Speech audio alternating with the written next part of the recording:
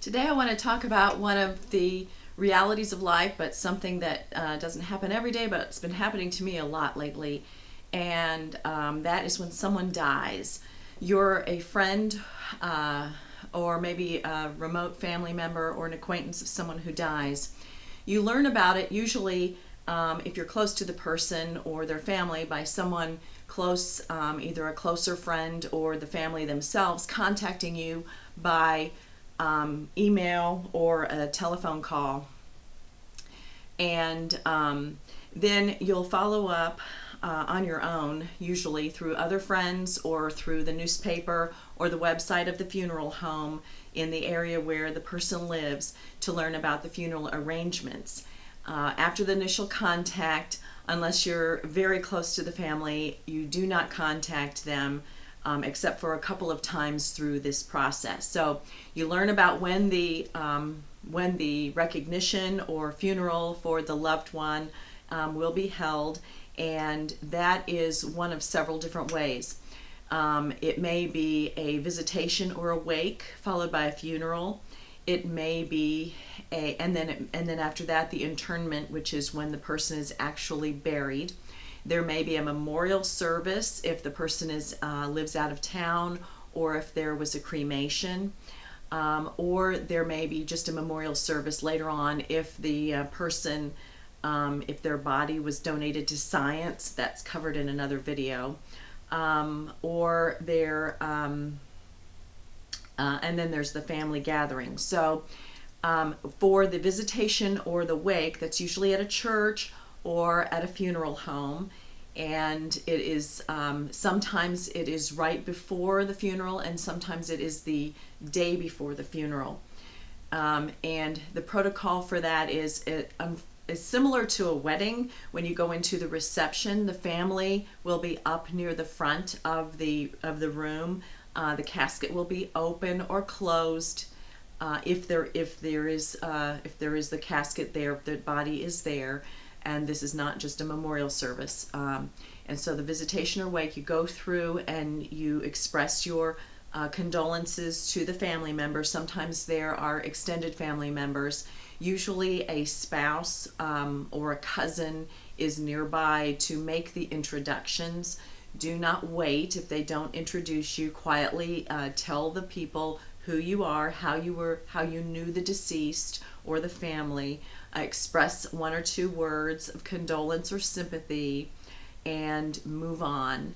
Sometimes people have lived in a community a long time. There will be many people.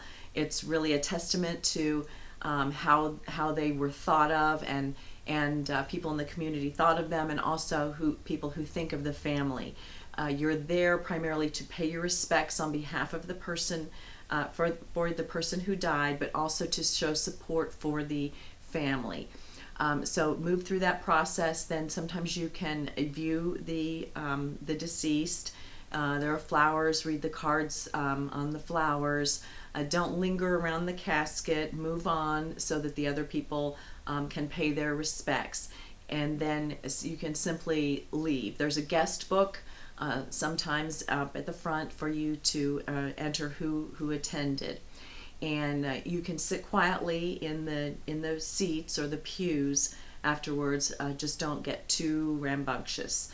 Some people will start reminiscing, and they will have happy memories. Other people will be very overcome with grief. So just be respectful. You need to be respectful of the other people who are there.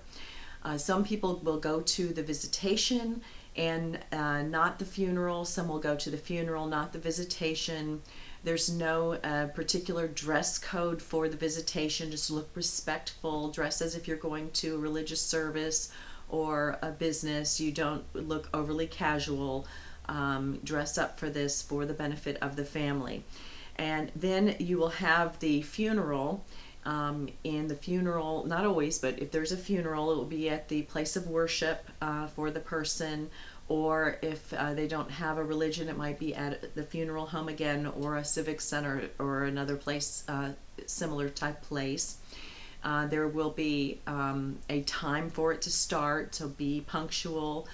It's no longer required that you wear black to a funeral. People generally wear subdued colors to show respect for the family and the those who are left behind. There is usually a program. Some words are spoken. Sometimes the family members speak. Sometimes other people speak. It's all prearranged, and then afterwards you quietly leave the place.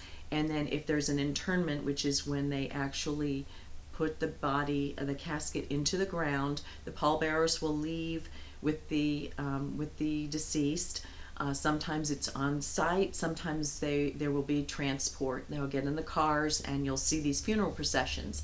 Good etiquette and traffic laws dictate that you do not interrupt a funeral procession. There's usually a hearse at the front with police if it's a lengthy drive. The cars that are then following have all their headlights on as they go to the funeral, and to the cemetery. Then there are sometimes words spoken at that point, and some people let off balloons. Some people just have a couple of hymns that are sung or some prayers, and then oftentimes then the guests are escorted away, and then the family will be there alone as the casket is lowered into the ground. Some people will have a mausoleum that is or a other kind of a crypt, so it's not actually into the ground. It might be into a building or a small structure. And then you leave after that. Then if there's a memorial service, the person was cremated or they're living in another location, again, there will be a program and there will be a little ceremony, and then go on from there. Now, sometimes after the funeral or after a memorial service, there will be an invitation to go to either to the church or another facility or the family's home for a reception. That's invitation only. Do not impose on these people during their time of grief, please. There are opportunities for you to address the family before the funeral, which would be the visitation, or if there's not going to be a funeral, at the memorial service. It's when you go through the line and in person express your condolences. Sometimes people will take food over for the family. Do that discreetly so that you don't disturb the family. Sometimes those will be arranged by ladies from the church or neighbors or friends in that fashion. These days they have websites for the funeral home. You can write remembrances up there onto the website for the person's page. You can send comments to the person who will be presiding over the funeral, and sometimes they incorporate those stories into the service. I had a good friend whose mother died years ago, and he told me that he learned a lot about his mom that he didn't know from the stories that were shared by some of the people at both the visitation and through the minister at the service, which gave him good comfort. Be careful about the stories that you relate, to be respectful and complimentary of the decedent. And then obviously send a card to the family or your friend who is affected by the person who died. For flowers, you typically send flowers or a contribution to a memorial fund. The flowers can simply be sent to the funeral home or the place for the visitation, and then they will take care of transporting it over to the funeral. You don't need to do that. If the people are out of town, you may send them to the family at their home.